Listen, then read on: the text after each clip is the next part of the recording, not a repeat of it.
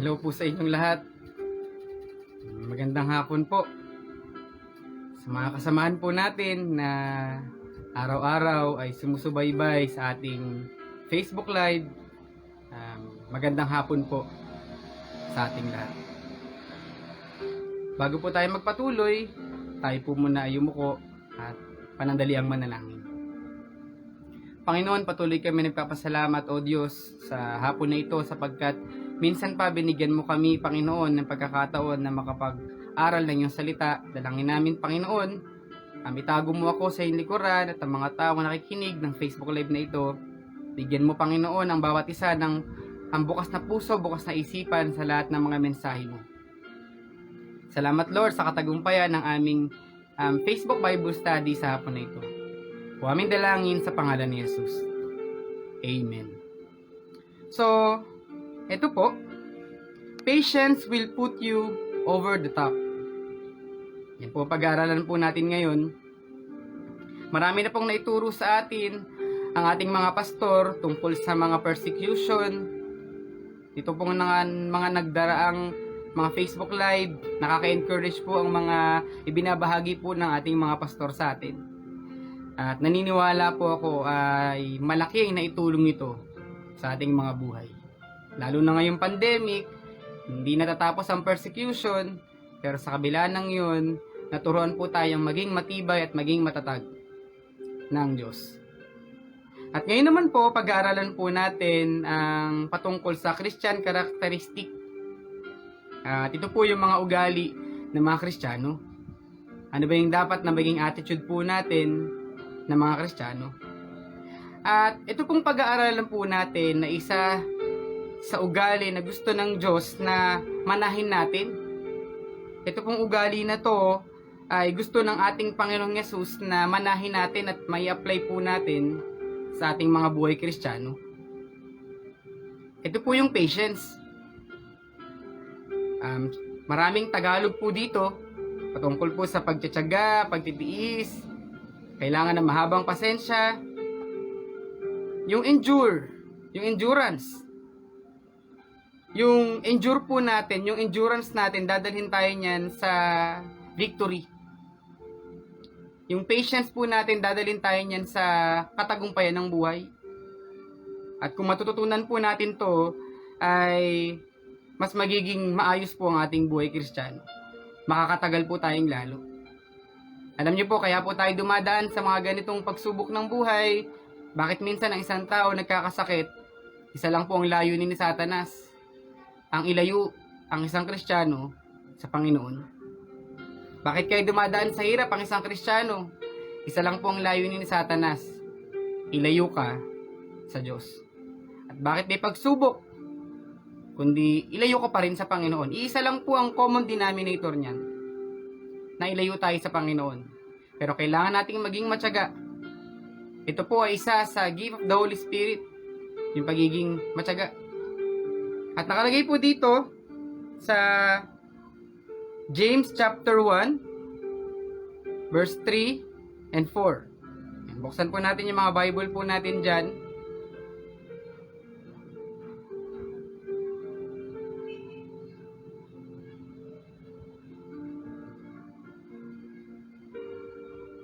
Yan. Kahapon po, may binabanggit po na na magandang translation po si Pastor Boy sa kanyang Facebook Live, at ang ginawa ko po, dinownload ko po sa tablet.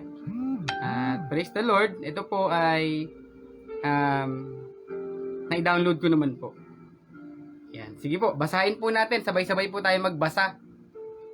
Sabay-sabay po tayo magbasa po nitong James chapter 1 verse 3. Simulan po muna natin sa verse 3. For you know that when your faith is tested, it stirs up power within you to endure all things.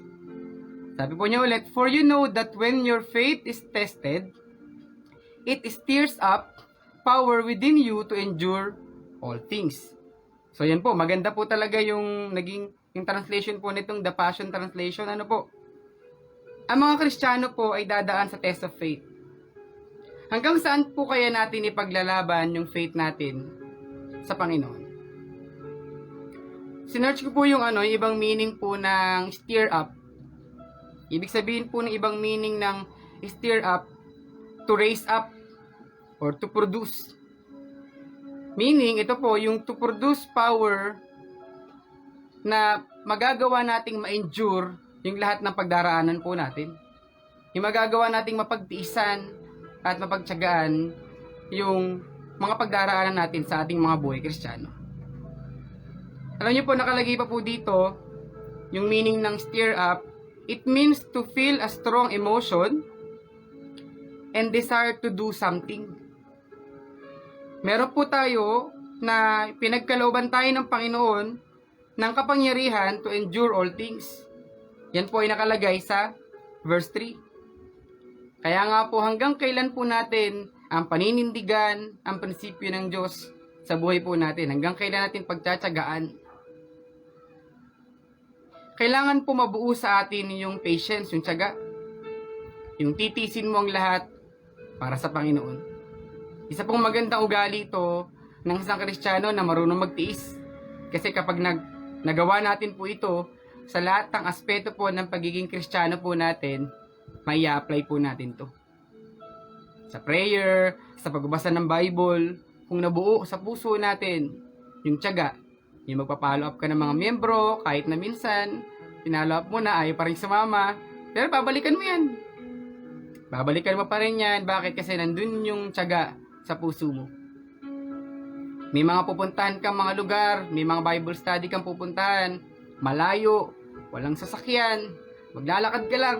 Naalala ko po, nung ako po ay nasa La Union pa, pupunta po kami sa isang Berlin, parang barangay po yung Berlin.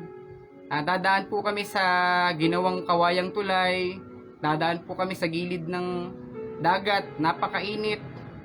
2:00 po ng hapon po yun, pupunta po kami doon para humayo. At meron po kami iba Bible study, isang miyembro. At babalik na naman po kami. Gagawin po natin yung mga bagay na yun kasi kailangan po nating magtiis. Sa verse 4 po, nakalagay po dyan sa The Passion Translation, sabi po niya, and then as your endurance grows even stronger, it will release perfection in every part of your being until there's nothing missing and nothing lacking. Sabi po niya ulit dito, and then as your endurance grows even stronger, it will release perfection in every part of your being until there is nothing missing. Yan po yung maganda dun eh. Until there is nothing missing and nothing lacking. Ano po ang sabi ng Panginoon sa awit 23, siya ang ating pastol, hindi tayo magkukulang. At dito po, kung mabubuo po sa buhay po natin, yung tiyaga, yung pagtitiis, ay anuman yung pangangailangan natin, makukuha po natin yun. Magtitiis kang manalangin, maghihintay ka, makukuha po natin yung mga bagay na kailangan po natin. At dito po sa pinag-aaralan po natin, sabi nga po niya sa Tagalog, kung tiisin ninyo ang mga pagsubok upang maging ganap, walang anumang pagkukulang sa buhay nyo. Yan po ang sabi ng Panginoon. Yabanti po tayo. Sabi po niya dito, at kapag ang tiyaga at pagtitiis ay lumago na sa ating mga buhay, may nagiging magandang bunga po ito. May nagiging magandang resulta kung matututunan po nating magtiyaga at magtiis. Sabi po niya doon, until there is nothing missing. Yung walang mawawala, walang magkukulang sa'yo. Yun nga lang, kailangan mo magtiis. Di ba ang sabi naman ng Panginoon, ang mananatiling tapat hanggang wakas, ang siyang maliligtas. May nabasa po ako sa isang study Bible. Sabi niya po, may 2 blessings of perfect patience.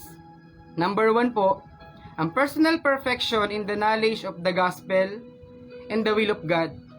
Kailangan pala ng patience para makuha ang revelation knowledge mula sa Panginoon. Yan po ang sinasabi ng Panginoon, ng ating pastor, na mensahe ng Diyos po sa kanya na paulit-ulit pong ibinabanggit sa atin yung regarding sa revelation knowledge. Hihintayin mo yan. Magtsatsaga kang maghintay.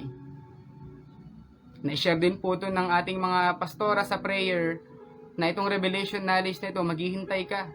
Magtatanong ka kasi sa Panginoon kung anong kailangan mong gawin. Ito po talagang pagtsatsaga ay may apply natin sa lahat ng aspeto ng buhay natin. Pangalawa, sabi po dito, personal completeness in all graces and gifts of God. So, ibig sabihin po, nandun yung kompleto. Nagagawang kompletuhin nito. Kapag may perfect patience ang isang Kristiyano, nagkakaroon siya, nagiging kumpleto in all graces and gifts of God ang isang Kristiyano. Kaya nga po laging sinasabi ng mga pastor natin, magtiyaga ka lang kapatid, magtiis ka lang. Kaya nga po ito ay isa sa magandang ugali na kailangan pong ma-develop sa ating mga Kristiyano. Nakalagay pa po dito sa Hebreo 10:36. And buksan po natin yung mga Bible po natin sa Hebreo 10:36. Basahin ko po. Sabi po niya dito, kailangan nyong magtiis para masunod nyo ang kalooban ng Diyos. Ulitin ko po, kailangan nyong magtiis para masunod nyo ang kalooban ng Diyos. Sino po sa atin ay naghahangad na masunod ang kalooban ng Diyos? Siguro po lahat tayo. Pero ang bilin po ng Panginoon sa atin, kailangan nyo magtiis para masunod natin ang kalooban ng Diyos. At ito pa, hindi pa po natatapos. Ang sabi ng Panginoon, matatanggap nyo ang ipinangako niya. Ang daming pangako ng Diyos sa salita niya. Patungkol sa kagalingan, patungkol sa pagpapala. Kahapon po, sobrang nakakabukas mata. Yung mga itinuturo po ni Pastor Boy, nagiging malinaw yung isipan po nating lahat. Na yung pangako pala ng Panginoon, yung pangako ng Diyos na matagal na nating alam, na kailangan nating paniwalaang tanggapin. Alam niyo po, may nabasa nga po ko, sabi niya, hindi nagbabago ang salita ng Diyos. Sino lang ang kailangan magbago? Tayo. Tayo lang ang kailangan magbago. Magbago saan? Sa paniniwala at pagtitiwala sa pananampalataya sa salita ng Panginoon.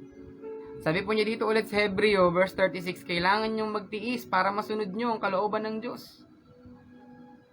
At matanggap ninyo ang ipinangako niya. Yan po ang pangako ng Panginoon sa atin. Di ba po nakalagay pa sa Galatia, sabi niya, huwag tayo magsawang gumawa ng mabuti. At alam natin na matatanggap natin ito, yung mga bagay na ito, kung hindi tayo magsasawa. At dito po, tuloy po natin,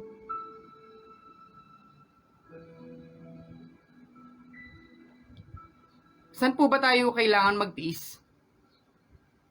At alam po natin na kailangan po nating magtiis. Una, sa ministry. Kailangan po nating pagtiisan ang ilang mga bagay patungkol sa ministry po natin. Maliit man o malaki yung ministry po natin sa church, importante na may tiyaga tayo. Kung ikaw man ay utusan ng pastor mong magwalis ng napakalaking bakuran, walisan mo. Kasi kailangan mo magtiyaga. Kung ikaw man ay minsan nakakaranas ng hirap, minsan nakakapagod na magstay, pero pipilitin mo, magtsatsaga ka. Kasi ito ay ginagawa mo para sa Panginoon. Nakalagay nga po sa Colossians 3:23 na hindi natin ginagawa to lahat para sa tao, para sa kung kanino man, kundi para sa Panginoon lang. Kung ano man yung pinagagawa sa'yo, may iniutos man sa'yo, may pabor mang hinihingi sa iyo ang Diyos o kahit yung mga pastor o kapwa mga gagawa natin, kailangan natin pagtiyagaan yung mga bagay niyo. Hindi yung nagtsatsaga ka lang na wala kang choice po kundi nagtsatsaga ka ng bukas sa puso mo. Alam niyo po, ang endurance po, ito yung nagagawa natin maging matibay. Yung pagtsatsagaan po natin lahat ay magagawa natin maging matibay. Naalala ko po ang isang man of God natin, na binabasa din natin sa Bible, si Moises. Alam ko po na alam nyo na po ang kwento ni Moises. Grabe yung tiyaga po niya sa ministry, no? Imagine niyo po, 6 million Israelites yung pinapastoran niya. 6 million Israelites po yung nililid niya. Tapos minsan tayo, 5 membro pa lang sa loob ng simbahan, gusto mo na mag-backslide. Grabe yung pagtsatsaga po ni Moises dito. Iba't ibang ugali pa. Iba nagreklamo, yung ibang kasama niya, pinagsasalitan siya ng di maganda. Marami siyang na-experience sa ministry. At siguro na-experience mo din. Pero mga kapatid, isa ito sa dapat nating applyan ng pagtsatsaga, yung ministry natin. Alam niyo po, dahilan sa pagtsatsaga po ni Moses nung unang panahon, dahilan sa pagtitiis na ginawa niya. Alam niyo po, hindi po nakita sa kanya yung pagiging mapagmataas. Kundi ang sabi po sa Numbers 12:3, sabi po dito, si Moses po ay tinanyag na pinaka-humble nung panahon niya. Siyempre wala pong tatalo sa Panginoong Yesus, pero nung panahon na nabubuhay si Moses, siya ang pinaka-mapagpakumbaba sa lahat ng tao sa mundo. At take note, 40 years po silang nagstay sa wilderness.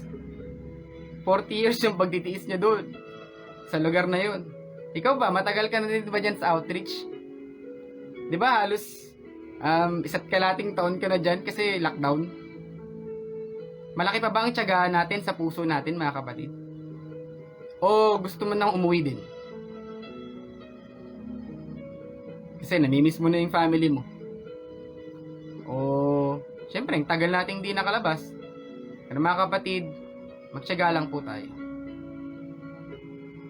Sabi nga po ni Pastor Boy kahapon, never say hindi ko kaya. Minsan naisip ko din na parang kaya ko pa ba, Lord? Pero kahapon, mariremind po talaga tayong lahat na never say, wag mong sasabihin hindi mo na kaya. Minsan ganun talaga po tayo eh. Mas malaki pa yung tiwala natin sa hindi natin kaya kaysa dun sa tiwala natin na makakaya natin.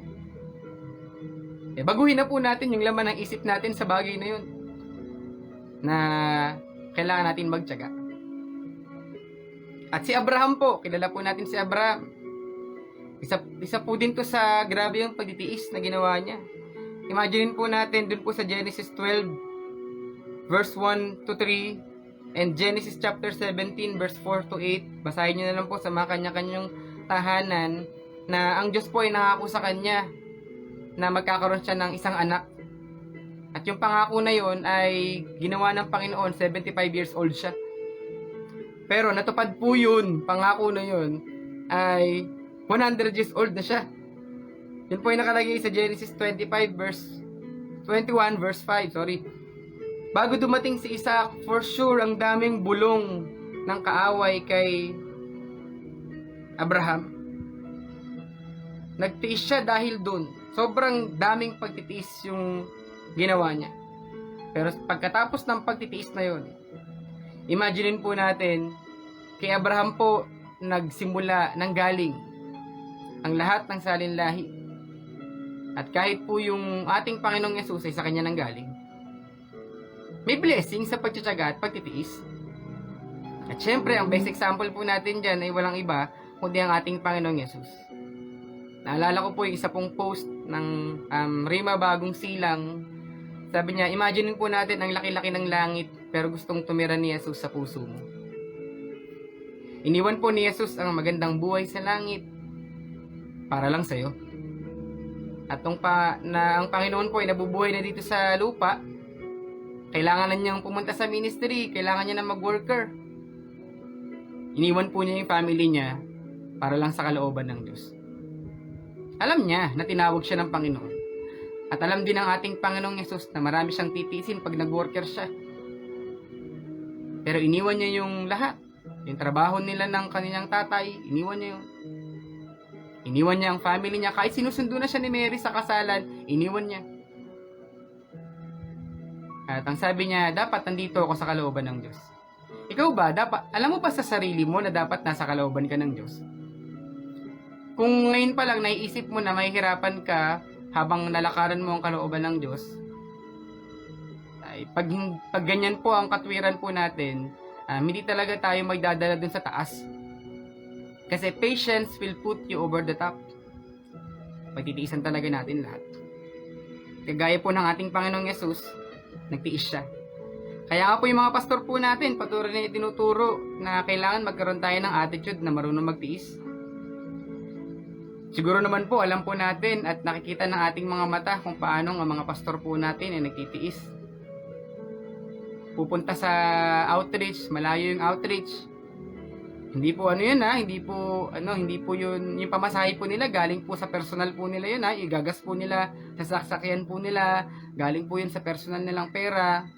Pero kaya po nila ginagawa yun para mag-set ng mabuting halimbawa sa ating lahat. Kung paanong nagtiis ang Panginoon, kung paanong nagtiis ang ating mga pastor, dapat tayo din. Sabihin mo nga sa katabi mo, kung may katabi ka, dapat manahin mo yun ha. Yung pagtsatsaga na yun. At purihin po ang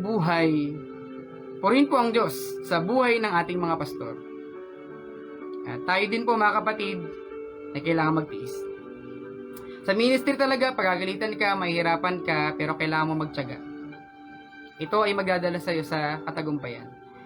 At isa pa pong bagay na kailangan po nating i-apply ang pagtsatsaga at pagtitiis. Lalo na pagdating sa panalangin ay sa family po natin mga kapatid. Dapat ito po yung time na nasisharean po natin yung mga family natin kasi kailangan nila ng salita ng Diyos. Kasi mga kapatid, walang ibang magtsatsaga na manalangin para sa family natin kundi tayo lang din. Hindi masasayang ang tiyaga mo para sa family mo.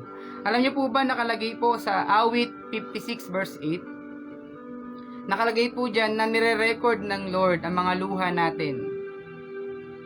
Nire-record ng Lord yung tiyaga mo na manalangin para sa pamilya mo. Recorded po yan mga kapatid.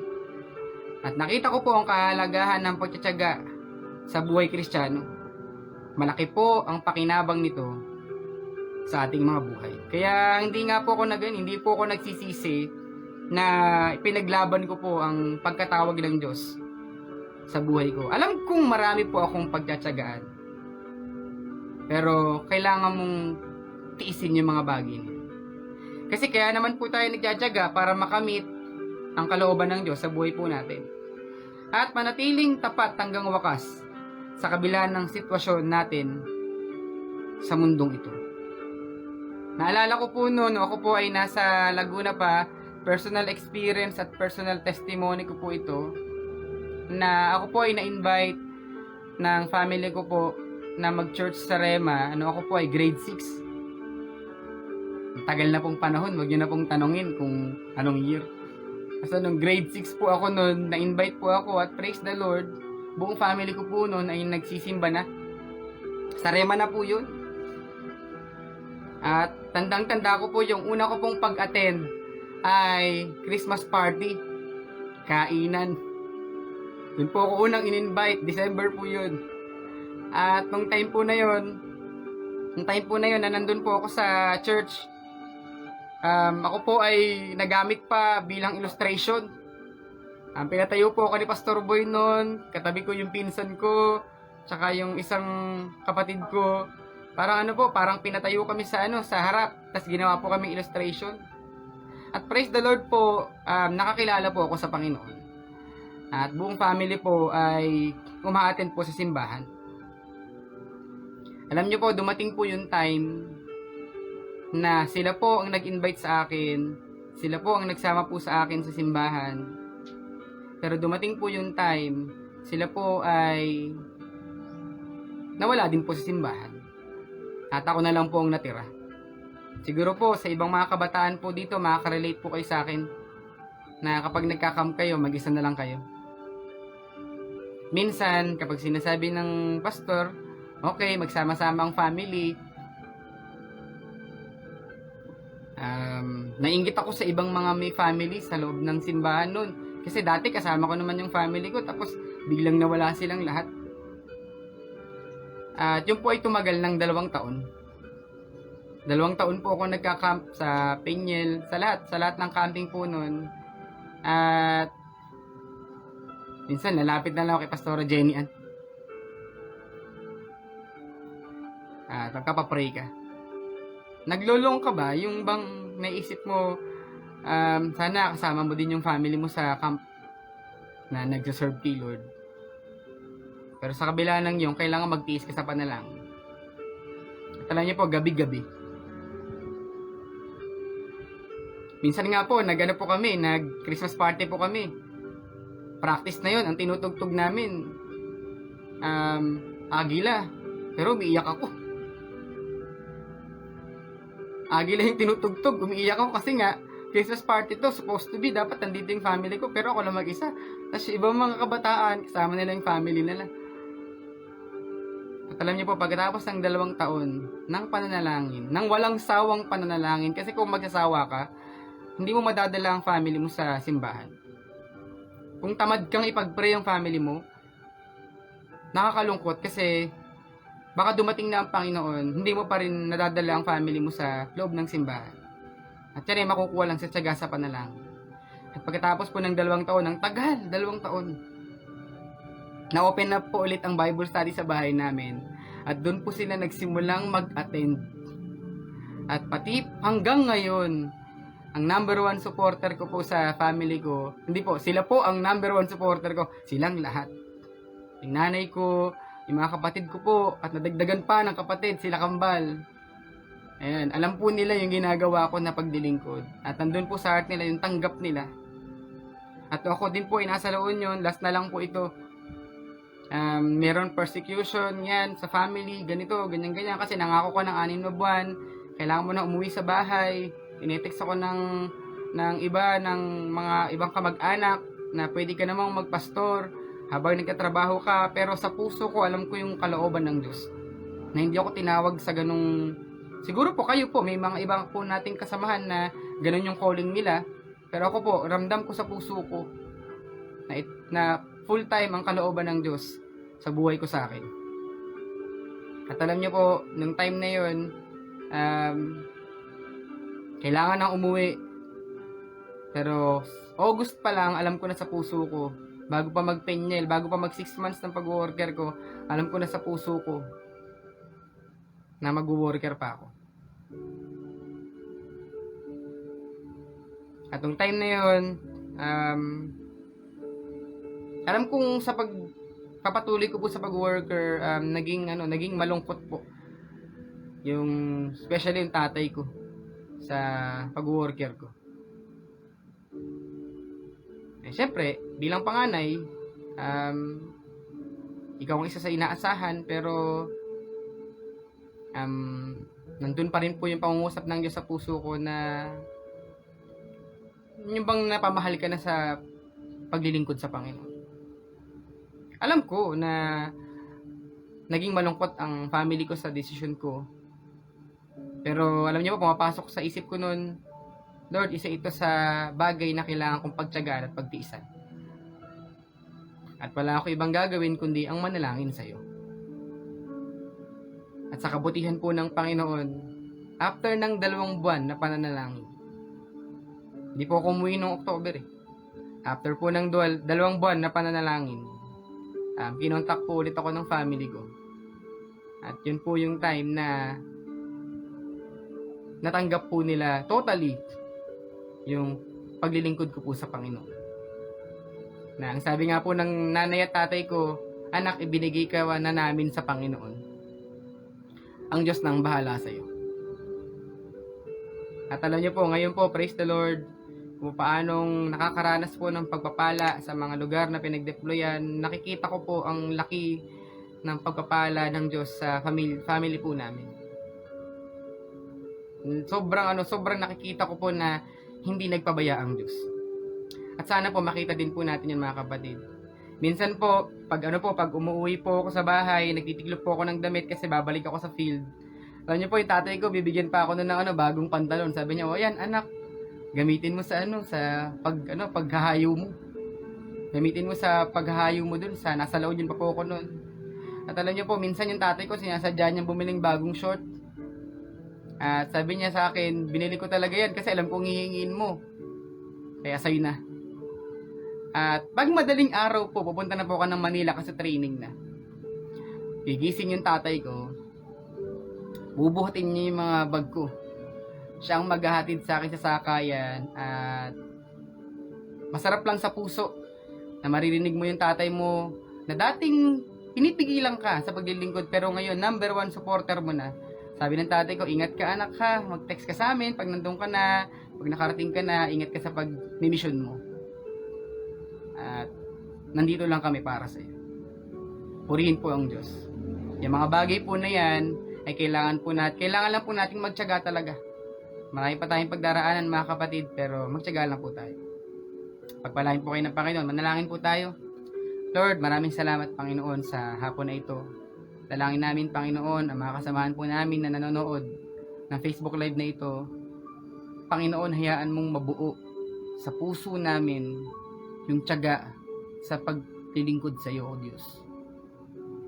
Yung tiyaga sa ministry, tiyaga na ipanalangin ang family namin.